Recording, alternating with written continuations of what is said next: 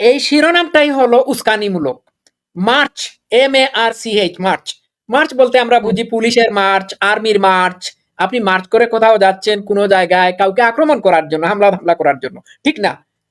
জি যুদ্ধক্ষেত্রে March. March কি? তো সব জায়গায় তারা পদযাত্রা শব্দ ব্যবহার করলো, অমুক জায়গায় পদযাত্রা, তমুক জায়গায় পদযাত্রা। এবার তারা নাম দিল march to Gopalganj. What does it mean? জি এটা থেকে বোঝা যায় না যে তাদের এই এই মানে টাইট যে শিরোনামটা দিয়েছে, যে নামটা দিয়েছে, এটি হচ্ছে উস্কানিমূলক। এর আগে গোপালগঞ্জের মানুষের উদ্দেশ্যে তারা বিভিন্ন ধরনের উস্কানিমূলক কথাবার্তা বলেছে। তাহলে গোপালগঞ্জের এই এই অপ্রীতিকর অবস্থার জন্য এই জুলাই সন্ত্রাসীরা দায়ী। ঠিক আছে, খুব ভালো করে খেয়াল করবেন।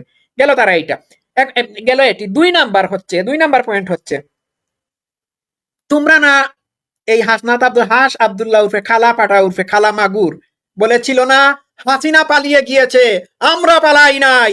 তাহলে পালিয়ে গিয়ে আর্মির সাজু আজানে উঠলি কেন?